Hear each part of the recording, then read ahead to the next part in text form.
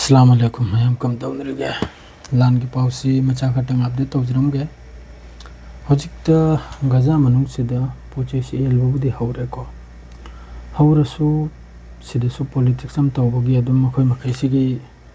wari sinadi yam chawna politics tawbagi mawng dani elba group sina bu GHFI haiba group se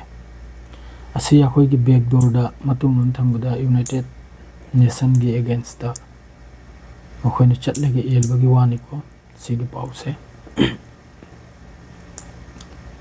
sida longte an important politics oiba wa haidi makhoi ni elisinu ko karam na the south gazaram da to meoi makhaina lai region auji north amasung central da ado makhoi na harim na bu saninga I logani bo irade nakhoi se south lom da lawsini south to lakpa taragadi south tagidi amakka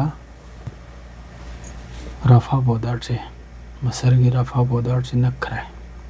adu north amasung central dai leiraba meoi makhaisi chaninga isigi damaktane haina south lomda tholopu tarde south tagidi amka handar makhoi chappe yarroi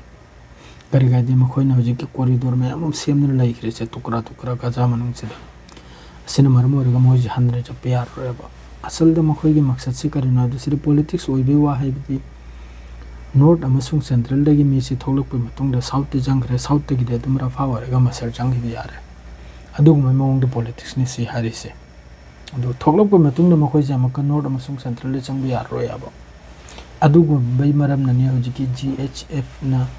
hoji chaningai thakni LAC politics ki phibam am ui hari se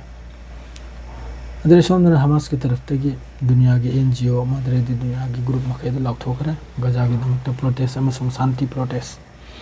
तबियो Gaza द हुजिक genocide अमा वरि सिगी मरम दाइना मदरे दी सोमदना अमका बेलाया the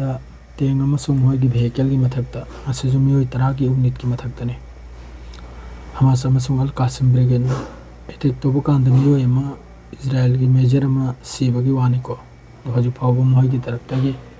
सिगे कदम से पाउसी थोलक्तरी बस हौजिक अल जजीरा the सी पाउसी लाकपुगदी मित्रा के unit की मथक लान से तौबने है मादरे सोमना बु महौगी हौजिक सिसफायर की वारी से हमास नाहरिम ने बु निमेद हुपुत्रा ने की अदुगा हौजिक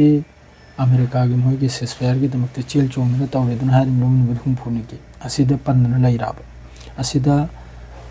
हमास की तरफ तक सिसफायर एग्रीमेंट एग्री नहीं महय हौजिक सु सिसफायर मधु अमेरिका में इजराइल की तरफ तक सिसफायर से लेपगी कदम से यादबगी फिल्म से थोड़क लाबा मादरे सोमन यमन की तरफ तक सु तेल अविप्ता मादरे दी मफहम कयादा मिसाइल अटैक तौरई अदु इंटरसेप्ट तौबगी पाउनी दुगा गाजा की तरफ तक सु अदुम तौरी हजु फाउबा दुम लान से तलत तो नहीं की दिसियो फाउखतनी अदो रेलरुम योरगम कमा खाया देते बिरागे अस्सलाम वालेकुम।